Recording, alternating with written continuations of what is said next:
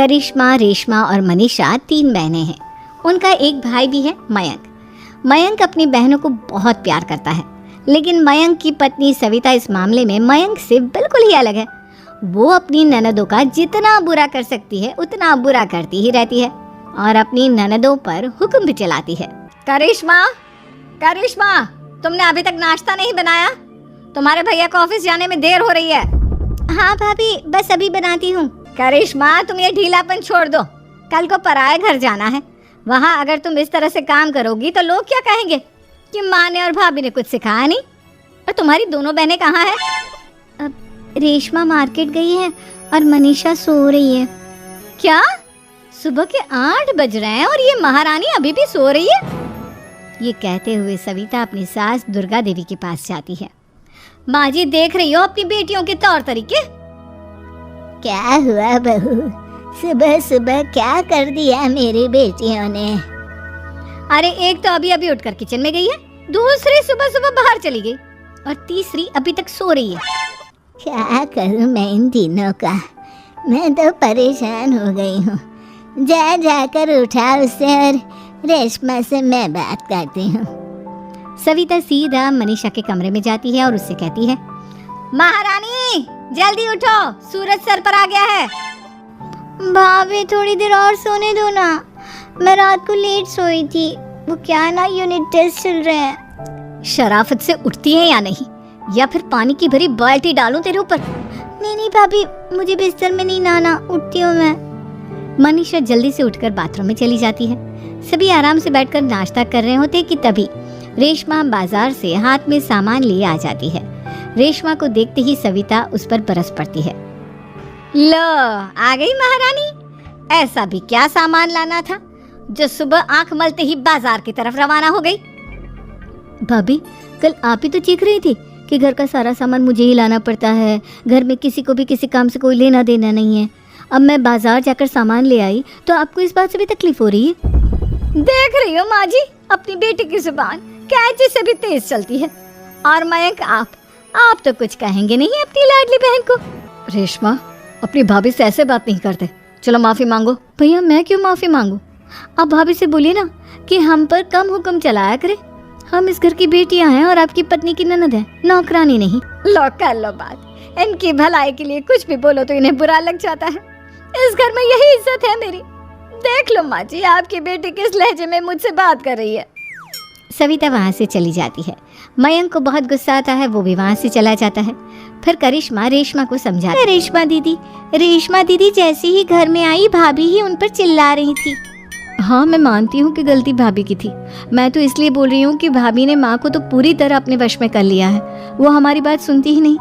मयंक भैया हमारे लिए हमेशा खड़े रहते हैं, इसलिए उनकी बात का मान तो तुम्हें रखना चाहिए था ना। कोई फायदा नहीं दीदी, कुछ दिनों की बात और है, भाभी उन्हें भी हमारे खिलाफ भड़का देंगी। फिर वो भी माँ की तरह हमारी किसी बात का विश्वास नहीं करेंगे। इसी तरह सविता अपनी तीनों ननदों को किसी न किसी बात पर परेशान करती रहती थी। एक दिन मयंक अपनी तीनों बहनों के लिए गिफ्ट लाया। करिश्मा, ये तुम्हारे लिए हार का सेट। रेशमा, तुम्हारे लिए सुंदर सी ड्रेस। और मनीषा, तुम्हें किताबें पसंद है ना, तुम्हारे लिए किताबें लाया हूँ। थैंक यू भैया। थैंक यू भैया। थैंक यू भैया। करिश्मा, तुम्हारा नेकलेस कितना सुंदर है। ये भैया कहाँ से ले आए होंगे? मैंने भैया को 3 दिन पहले फोन पर ये डिजाइन दिखाया था और आज भैया ये ले आए। सविता तो अपनी ननदों के गिफ्ट्स देखकर जल गई और करिश्मा का नेकलेस तो उसे भी बहुत पसंद आया था। अपनी बहनों के लिए कितना अच्छा नेकलेस लेकर आए हैं, मुझे कभी कोई गिफ्ट नहीं दिया। मैं आज ही ये हार चुरा लूंगी। रात में सविता करिश्मा का हार चुरा लेती है और इसी तरह उसे अपनी ननदों की जो भी चीज़ अच्छी लगती वो उसे मांगती नहीं, बल्कि रात के अंधेरे में चुरा लेती। इसी तरह दिन बीतते गए और सविता ने मयंक के दिल में भी उसकी बहनों के लिए नफरत पैदा कर दी। एक दिन मयंक ने करिश्मा और रेशमा के लिए रिश्ता देखा और ये बात उसने घर में सबको बताई। माँ, करिश्मा और रेशमा के लिए बहुत अच्छा रिश्ता आया है। वो लोग कल इन्हें देखने आ रहे हैं। आप और सविता मिलकर सारी तैयारी कर लेना। ये सुनकर करिश्मा और रेशमा खुश हो जाती हैं, लेकिन सविता सोचती है, अगर इन दोनों बहनों की शादी हो गई तो घर और बाहर का काम कौन करेगा? मनीषा तो 1 नंबर की कामचोर है, उससे तो किसी बात की उम्मीद लगाना ही बेकार है। मुझे इस शादी को रोकना होगा। अगले दिन सभी लड़के वालों के स्वागत की तैयारी करने में लगे होते हैं। तभी मयंक अपनी बहनों से आकर कहता है, तैयार हो गई तुम दोनों? देखो दोनों लड़के बहुत अच्छे हैं, मैं कोई कसर नहीं छोड़ना चाहता, इसलिए तुम उनके सामने अच्छे से बिहेव करना और अपनी भाभी से लड़ने मत लग जाना। करिश्मा, तुम वो नेकलेस पहन लो ना जो मैं तुम्हारे लिए लाया था। भैया मैं बहुत देर से वो नेकलेस ढूंढ रही हूँ, लेकिन मुझे मिल ही नहीं रहा। क्या तुमने नेकलेस खो दिया? तुम्हें पता भी है वो कितना महंगा था? तुम कोई काम ढंग से नहीं कर सकती। मयंक गुस्से में वहां से चला जाता है। थोड़ी देर बाद लड़के वाले भी आ जाते हैं। वो दोनों बहनों को पसंद कर लेते हैं और रिश्ता पक्का हो जाता है। लेकिन सविता के दिमाग में तो कुछ और ही खिचड़ी पक रही थी। वो पंडित जी के पास करिश्मा की कुंडली लेकर जाती है और उन्हें पैसे देकर करिश्मा की कुंडली अपने पंडित जी को दिखाई थी। आपकी बेटी की कुंडली नहीं बल्कि दोषों का पिटारा है। देखिए, मैं और मेरे पति इन सब बातों में बहुत विश्वास करते हैं, इसलिए हम आपकी बेटी से अपने बेटे की शादी नहीं करा सकते। इस तरह करिश्मा का रिश्ता टूट जाता है और सभी घर वालों को बहुत दुख होता है। अब कविता सोचती है, चलो करिश्मा का तो रिश्ता टूट गया, अब रेशमा का भी रिश्ता तोड़ना है। क्या करूं? अब सविता आवाज बदलकर किसी अननोन नंबर से रेशमा के होने वाले ससुराल में फोन करती है। हेलो, मैं कौन हूँ कौन नहीं ये आपके लिए जानना जरूरी नहीं, बस इतना सुन लो कि रेशमा का 2 साल से किसी के साथ अफेयर चल रहा है। बस रेशमा का रिश्ता तोड़वाने के लिए सविता का इतना कहना काफी था। अब रेशमा का भी रिश्ता टूट गया। मयंक और दुर्गा देवी ने रेशमा को खूब खरी खोटी सुनाई और उससे बार बार उस लड़के के बारे में पूछने लगे। आप दोनों मुझे क्यों परेशान कर रहे हो? अरे कोई लड़का होगा मेरी लाइफ में तो मैं बताऊंगी ना, जब कोई है ही नहीं तो कहाँ से लाऊं मैं कोई लड़का?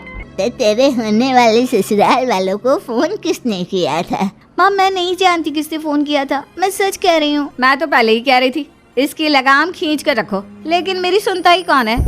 आप चुप रहिए भाभी, ये सब आपका ही किया धरा है। अब तीनों बहनों को विश्वास हो जाता है कि ये सब उनकी भाभी ही कर रही है। तीनों बहनें अपनी भाभी को सबक सिखाने के लिए एक वकील कर लेती है और घर में हिस्सा मांगना। देखो भैया, माँ बाप की जायदाद में जितना बेटों का हक होता है उतना ही बेटियों का, इसलिए इस घर के 4 हिस्से होंगे और हमें अपना हिस्सा चाहिए। मैंने तुम्हारे लिए क्या क्या नहीं किया और तुम इस घर में हिस्सा मांग रही हो?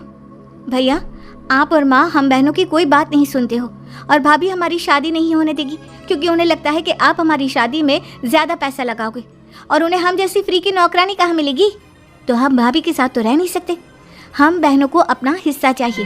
अरे तुम्हें शर्म आनी चाहिए अपनी भाभी पर ऐसा इल्जाम लगाते हुए, वो तुम्हारे बारे में कितना सोचती है। हाँ माँ, भाभी हमारे बारे में बहुत सोचती है, दिन रात बस यही सोचती रहती है कि किस तरह से अपनी दोनों बहनों का रिश्ता भी तो इन्होंने ही तोड़वाया है और रात में हमारे कमरे में आकर हमारी चीजें भी चुराती हैं। तीनों ननदें अपनी बात पर अड़ी रही।